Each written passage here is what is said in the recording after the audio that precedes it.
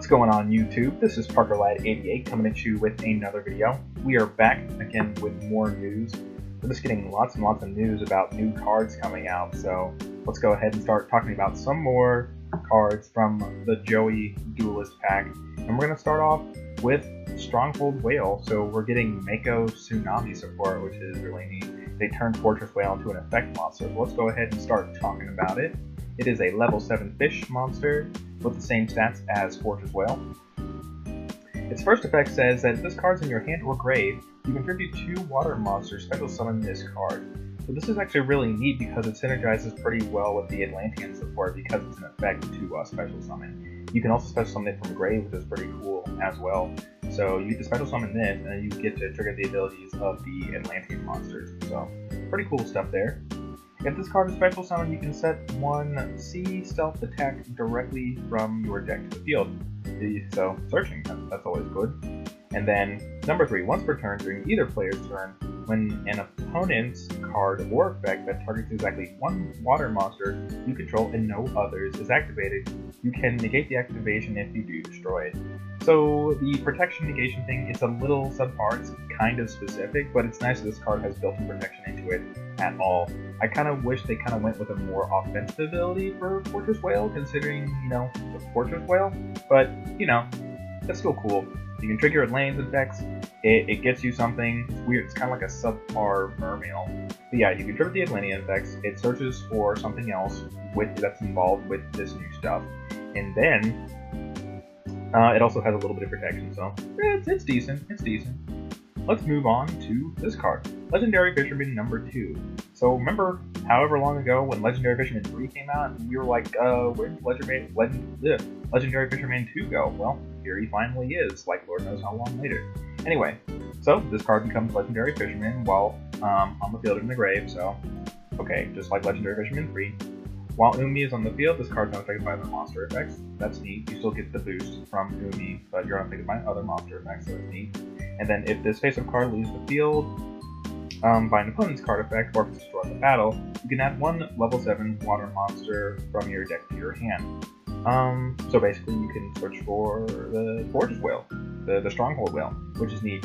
I don't remember what level Legendary Fisherman 3 is. I want to say that it's 7 as well. If it is, then that would be nice. It would only make sense that you'd be able to search for 3 off of 2. But yeah. Next up, let's go into this. Rage of Kuryushin. I never thought that they'd actually release a support card for Kuryushin, but since that was one of Mako's main monsters in the very first duel that he did against Yugi, it makes sense. It's a quick play, so that's good.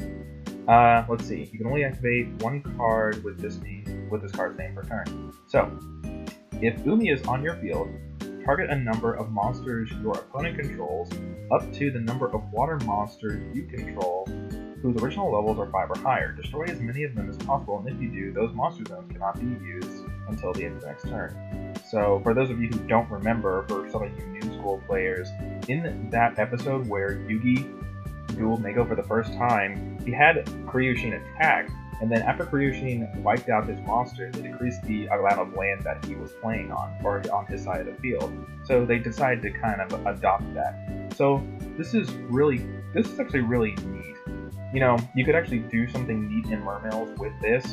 I mean, it would require you to run Umi, of course, but I think it's very neat that you can destroy your opponent's monsters, and then you can basically use Zing Zing 2, or you can, what's that Ojama card?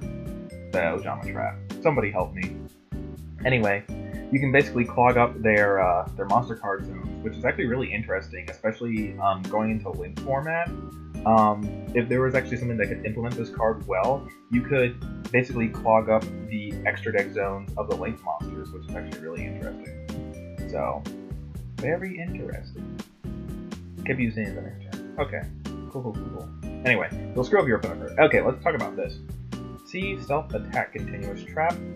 When this card's activated, you can activate only from your hand or grave. So you can activate it from grave, that's neat. If Umi is face up on the field, this card gains these effects. Once per turn, you can banish 1 water monster you control from the end phase during this turn. Face-up spell traps you control cannot be destroyed by your opponent's card effects. So basically, it protects your Umi and whatever other spell traps you have for banishing a water monster until the end phase. So you get it back. So that's actually pretty neat. You get some blanket protection for your spell traps. for that turn. At the start of the damage step, if a water monster you control description level is 5 or higher battles an opponent's monster, destroy that opponent's monster. So it's basically just outright destroying of the monster. So that's cool. Obviously in the picture it's meant to synergize with the legendary Fisherman's. So very, very interesting. I think all the support is interesting. It's not particularly like stellar or anything like that. I think all of them are solid. I think they're very interesting, especially this one. I can't think of like a practical deck. I find it very hard, like Mermaid Atlanteans actually incorporating this into a build, but they could make a build with this and being able to stun your opponent's monster cards goes because of link summoning or if you're using your extra deck. That's actually pretty interesting. Anyway, guys, let me know what you guys think about this new Mako Tsunami S-type support. Do you think it's interesting? Do you not think it's interesting? Do you like it? Do you hate it? I'd like to know your comments, and I'll be back to you later with future videos. This is ParkerLad, out.